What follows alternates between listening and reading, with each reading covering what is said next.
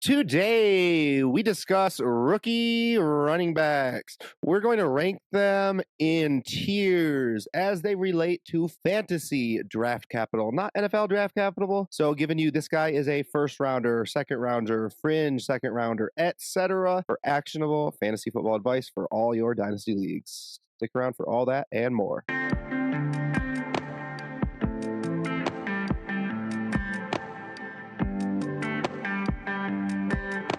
And welcome into the Data Construction Podcast. Justin, joined by David and JP, got the whole band together this week. Before we hop into our content, a little bit of a disappointing Super Bowl there, guys. Yeah, not the most fun. Certainly one of the best defensive performances I've seen in a Super Bowl. Do you guys know they didn't blitz once, the Eagles? Yeah, Crazy. I saw that, and they were the number one defense coming into the Super Bowl, and yeah, they definitely showed why because they just have talent at every single position: D line, linebacker, the secondary. It's just ridiculous. Yeah, was a crazy game. I got to watch with some Chiefs fans. It was a little bit of fun, to be honest with you, seeing them suffer. All right, and before we hop right into our content here, if you don't mind hitting that subscribe, that like button, easiest way to help out the channel. If you like what we do, if you've been listening for a while, you're not subscribed, would mean the world to us. So hopping into our rookie RB tier. So this is one of the most exciting rookie classes we've had, right? Oh yeah, We were thinking this could be comparable to the Camara Mixon,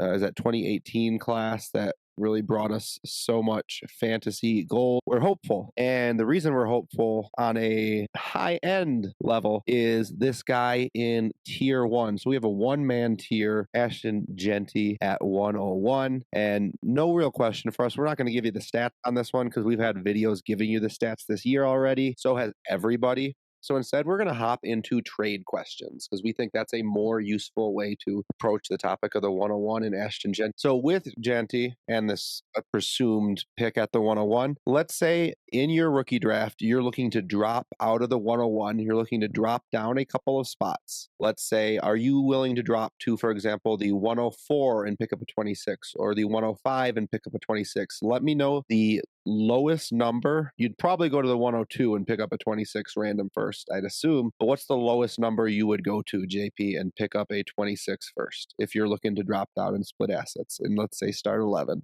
I think Genty's just incredible. I think there's a chance he's RB3 right off the bat in dynasty rankings, and I might only drop back to 103 or 104 personally. I don't think I would fall past the 104. I think that's the cheapest I would go. Yeah, I mean, right now it's hard to go much further than that because we don't have a lot of information. I'm still learning about these guys. We don't have draft capital or anything. You can see after the NFL draft dropping like 105, 106 range. I do think right now 103, 104 is probably the furthest I'd consider, at least for now. That might change, like I said, but I like holding the power of the 101. Yeah, I feel very much so the same way. I can't imagine dropping really further than 103, 104 at this point. And I'm not feeling incredibly motivated to do so either because I'd rather try to slide him into different, perhaps better asset for my team than another pick in a weaker quarterback class for sure than we're hoping to have in the future. And next time we're going to go to a couple Dynasty Daddy trades. So we have a 12-team start 11. Going to go to David first, Jaden Daniels or the 101, 301, and Brock Purdy. This is an actual trade we saw go through on dynastydaddy.com. Basically, the cost of buying Daniels at this point, it was the 102, 3, 4, depending on how your draft fell last year, and it was a much stronger class. I like Brock Purdy. I don't like him enough to sway me from doing this, though. Honestly, even if I don't necessarily have the assets to make a deal like this, I might have to consider it. Yeah, I mean, Jaden Daniels is going to be valuable for a while, so I don't blame you there at all. JP got one for you. We have Justin Jefferson or the 101, a 26 first and a 26 second. Let's call them both mid to early. Yeah, I mean, it's kind of the price of doing business to get a guy like Justin Jefferson. And typically, I'm going to side with the elite asset. And that's what I would probably do for sure and start 9, start 10, assuming the rest of my team looks pretty solid. I could see in start 11 maybe go on the package. It's a tough one right now because the 101, getting Genty, if you're competing, I think that's a little bit more desirable than consolidating into a guy like Jefferson. Yeah, it's a tough one, but probably about the price of paying for doing business to get to Jefferson. And last one, David threw this to us from a listener who had reached out to him. Start 11, 101 and 109, or the 105 and two future 26 firsts, both of which have a decent chance of missing the playoffs. The advice I gave was to try to be patient if you can. We like to hold the 101 as long as we can, but I also said this might be the best offer he's going to get. His team's not ready for Janty. I told him to see if he could replace that 109 with similar value, but not a first, whether that be players or picks, additional later picks. But I also said, I'd rather take the package than draft Janty just because he's not ready for him. I think it's pretty fair, though, if you are ready for Janty. Yeah, I would love to throw a Zay Flowers or like Jaden Reed and a couple thirds instead of that 109. Like if I could replace some wide receiver 2 to 3 production from a young wide receiver with value that approaches that 109, I would be much happier with that deal. Moving on to tier 2. So again, Ashton Genty, no question, he is the 101. He's in tier of his own. In tier 2, we have Travion Henderson, Omarion Hampton, and Caleb Johnson. So starting us out with your guy, your Buckeye, Travion Henderson, I'm going to have JP tell us because you've been talking about these Buckeyes all offseason, David. So I'm going to give someone else a turn here, okay? Yeah, I mean, Travion Henderson, he's been one of my guys throughout the process. He's just so darn explosive. I think he just fits the modern NFL so well. He was first in yards per attempt last season, third in yards after contact per attempt last year, third in 10 plus carries, and third in fantasy points per game. I mean, this guy was super, super efficient. He had 7.1 yards per carry this year, and he's also a great receiver. Also, he's had over 220 receiving yards 3 years at least.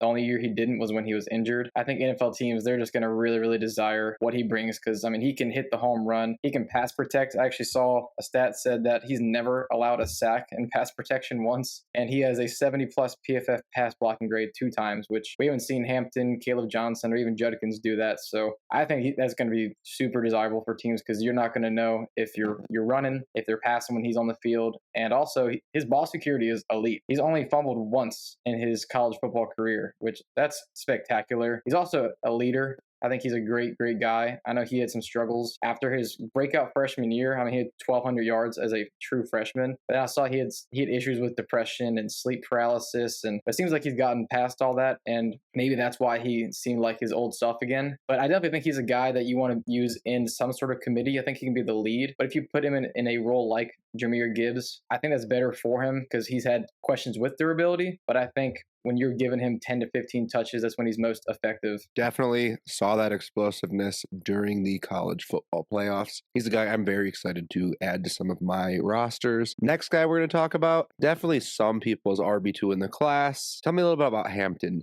David. Yeah, just real quick, these rankings we're giving are out of the 26 running backs that we have data for in this class. That might grow a little bit, but that's a pretty big number if you think about it. Highly doubt 26 running backs get drafted. It's such a strong and deep class. It's just hard to whittle that number down. But anyways, Hampton, he's an early declare. He's big. He's like 6'1", 220. He's had back-to-back seasons of 1,500 plus yards and 15 touchdowns. Super productive.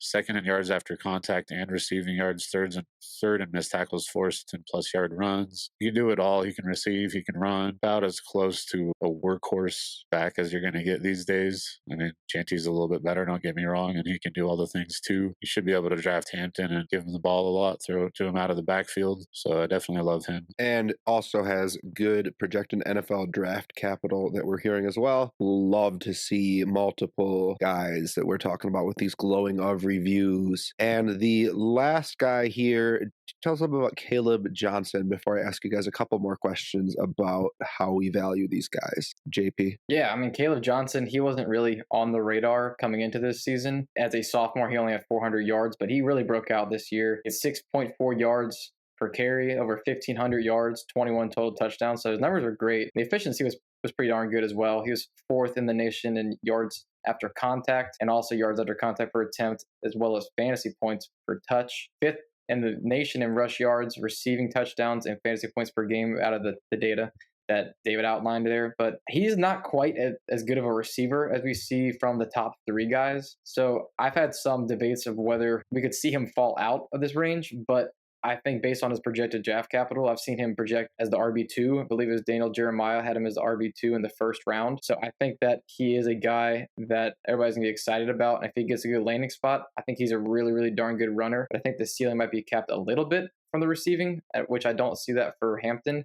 But otherwise, I think that he has a chance to be a really good back. These guys, again, this first round tier, this is not first round NFL draft capital, although JP just mentioned he's been mocked in the first round, perhaps.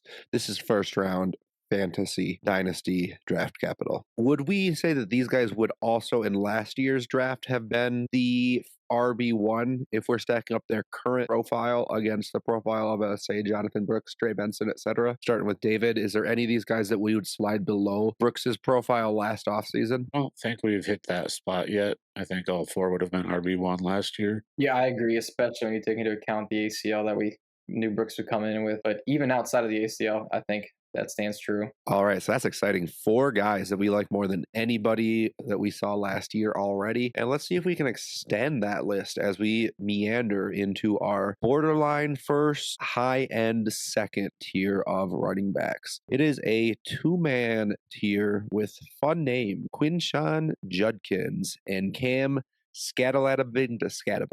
I was trying to do something funny there. Didn't work. Not going to edit it out though. And tell me a little bit about Judkins, David. I will let you talk about one of your Buckeyes this time. Well, I appreciate it. Thanks. He's an early declare as well. He's also got good size. Spent his first 2 seasons in the SEC at Ole Miss, last year at Ohio State. All 3 seasons over 1,000 rushing yards. Definitely more of a volume guy than an efficiency one, though. These are going to be career ranks. Still out of the 26 guys, though. He's 4th in attempts, 3rd in rush touchdowns, 5th in missed tackles forced, 6th in 10-plus yard runs, 4th in first downs, 7th in receiving touchdowns. He's not a great receiver, but I think he gets knocked a little bit more than he should for that. His yards per route run have never been great. He's not going to line up out wide or anything, but he knows what to do when he gets the ball in his hands, and he's pretty good, in dump offs and things, which again, that's not saying he's going to be great there, but I don't think he's going to hurt teams, and I think maybe he has room to grow in that area. It's not like I see him look lost out there or anything, so that's definitely something to watch for him. And his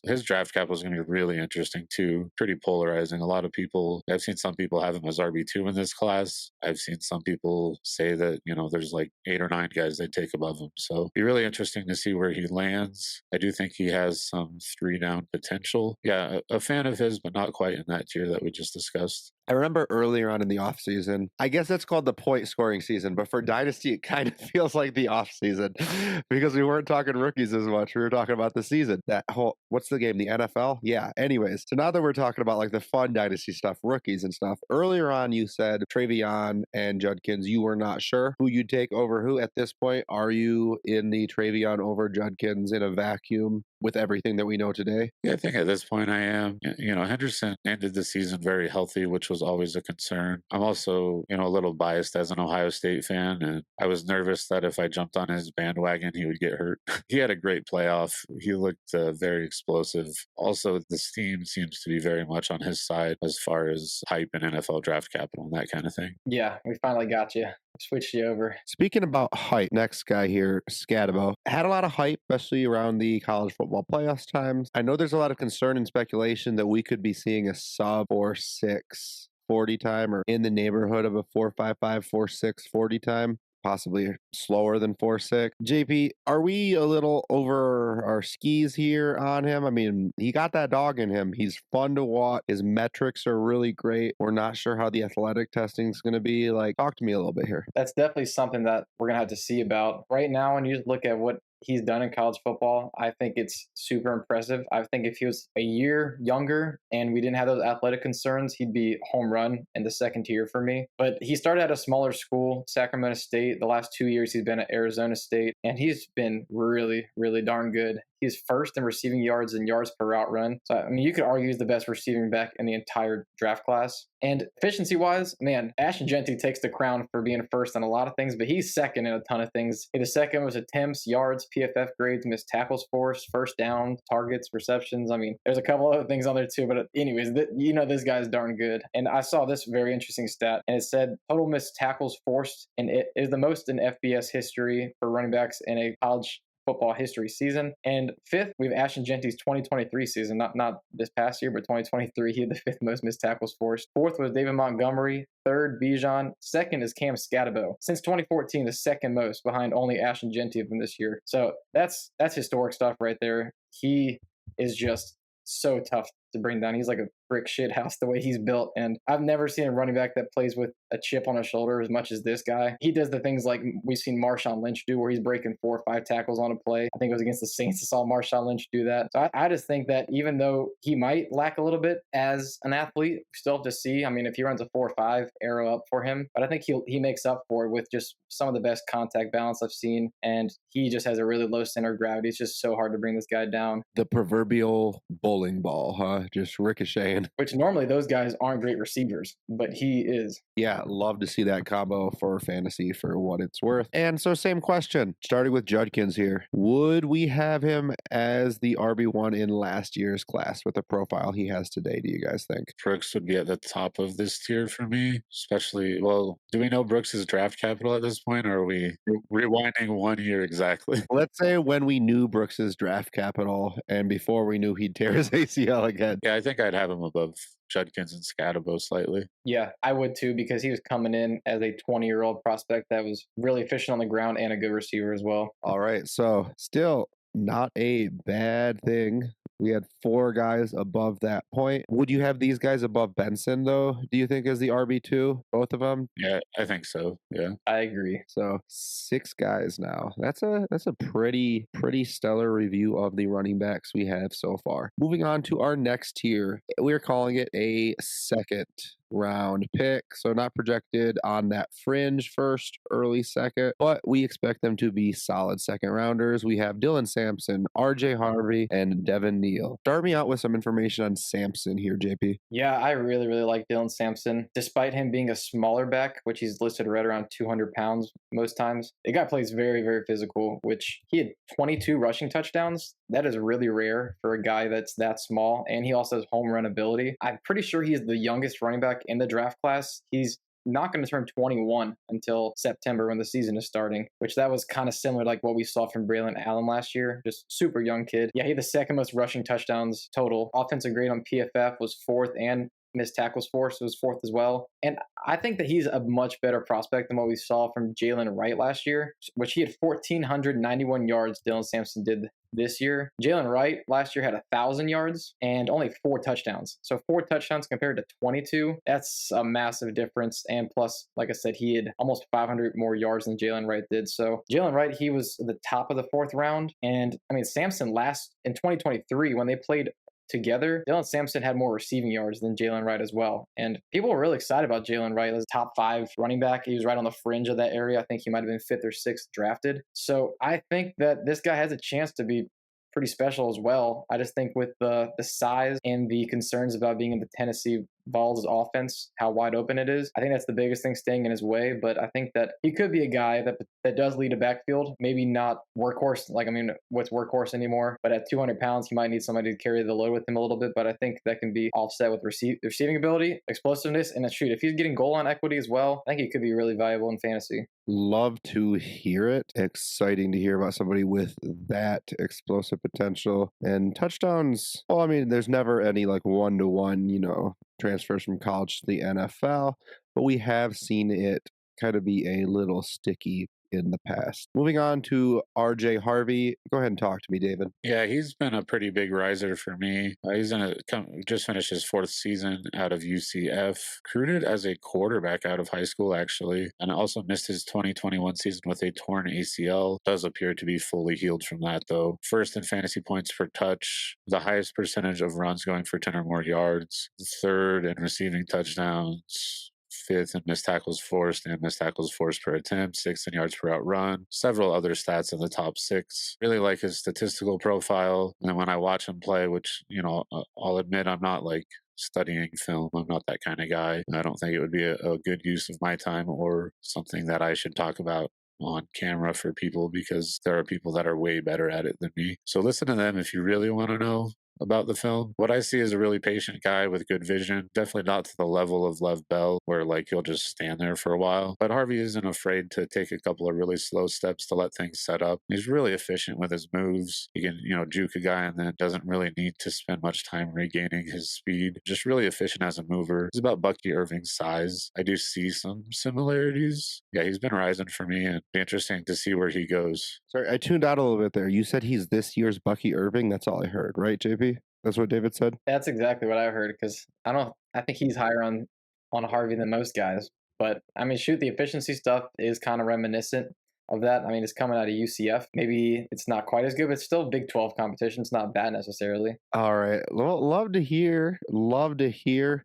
Exciting potential rookie draft flyer to take a little bit later, Pat, when the elite guys are gone. And last guy in this tier, Devin Neal. Talk to me, JP. You've been kind of feeding me information on this guy all off season here. He's a guy that I just think is a really well-rounded guy. He's a fourth-year guy here. So he's coming out after his senior year. He had over 1,000 rushing yards in 3 seasons. He was even pretty darn productive as a freshman as well. Wasn't top 5 in anything metric-wise, but he was top 10 in a lot of things in rushing touchdowns, PFF grades, yards after contact, first downs, receptions, yards per route run, and more. But I have heard a lot of people just rave about how good he is with his vision and how he's really creative at the second level as well, because he's just got really good lateral agility, in my opinion. There are concerns about his top speed, but we thought that he might be 210 to 215, but he weighed in at the Senior Bowl at 220 pounds. So if he's got that lateral ability that we've seen, it's just remarkable. At 220 pounds, that's very encouraging to me. He's also a pretty good receiver as well. So it's not somebody that's really popping off the charts necessarily, but I've seen some people put him as a top 3 running back, which I think that's aggressive. I think it's scouted on Twitter. I've seen other people put him top 5. I don't quite have him there, but he's definitely somebody that I like. I think if you put him behind a pretty good offensive line, I mean, maybe he can do something like we've seen from Kyron Williams, where he's not super explosive. He's bigger than Kyron Williams at least, but I don't know. I just think that he's going to be a darn good player. I just think what he does in college, I think is going to translate to the NFL. Love to hear that. So we are right now 9 running backs in, all guys that we think are second round fantasy, dynasty fantasy football, super flex, draft capital worthy guys. These 3 guys that we have right here, are these guys landing spot proof? Are they able to, in a timeshare, do it? Are they able to earn a role, do you think? Or do they need to land in that perfect spot? Kind of let's walk through them one at a time. I'll just have you guys talk about the guys that you originally talked about for me. Yeah, I think Sampson has a chance to be really good at wherever he goes, unless he lands behind, like we saw Braylon Allen go behind Brees Hall. If he lands behind a guy that's like a top 8 running back in the league, it's going to be pretty crappy. But I think otherwise, if he's not behind one of those really, really great running backs, I think he still could be an effective guy if he's,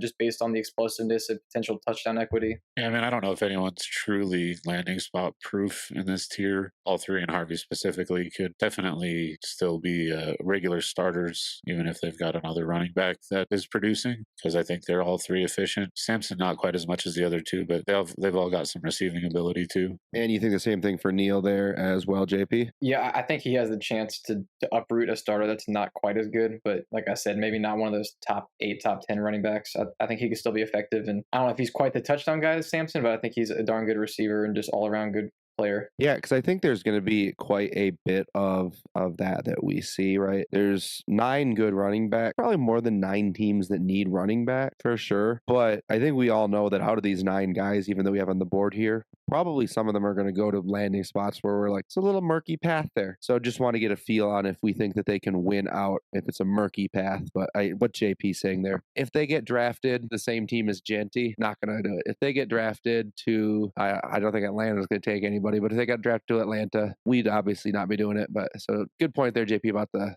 top end guys, but just want to have that in perspective. And moving on to our last tier, our biggest tier, adding on 5 more names that we have on the round 2, round 3 fringe. We have Ollie Gordon, DJ Giddens, Rashard Smith, Damian Martinez, and Jordan James. Start me out here selling me on Ollie Gordon and why we have him here, David. In my personal tiers, I would put him up. He's very polarizing, even more so than Judkins. He also just finished his 3rd season. He's a little taller than most running backs at almost 6'2", and that's somewhat of a concern. It is what it is. I guess he's still a very good runner. Had a great sophomore season, but a pretty darn bad junior year. I think Janty, Hampton, Caleb Johnson, Cam Scatabo, the only running backs in this class other than Ollie Gordon with a season of over 1,000 yards after contact. Janty's the only guy who outrushed the yardage total from Gordon's sophomore season. So that's definitely not something to ignore. But man, last year was just so bad that he's definitely got some stink around him too. I've heard some mixed things about the Senior Bowl, but overall pretty positive.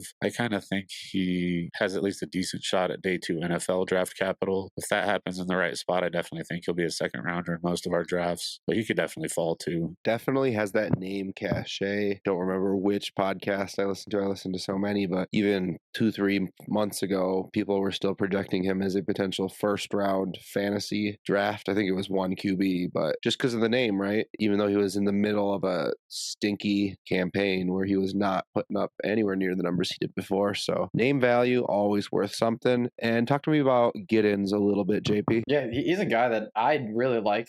He's coming out as an early declare. He's had over 2 years, over 1,000 yards. He's top 10 in a lot of efficiency metrics as well. And we recently saw him really take a step forward as a runner. They kind of had a shift over there. They had more of a running quarterback. So I think that helped with his efficiency boost, but his receiving yards did go down a little bit. But he was a pretty darn involved receiver as a freshman and sophomore. But I just think he's got a strong lower half where he can bulldoze guys, but he's also really, really agile as well. I saw one of the nastiest cuts where he just left Shiloh Sanders down on the ground praying. I just think that he could be a guy that rises if he has better athleticism than we think. Because if you can be an efficient runner and have the receiving chops as well, with power as well, I don't know. I think he could rise up. He's a guy that I definitely got my eye on here. But I know he doesn't have a whole lot of buzz right now. He's generally most people's top 12 that I see. Love hearing about these guys, and especially around this like second, third round turn. Once we hit the third round is when we're looking to smash running backs anyways. So good to get the early information. Talk to me about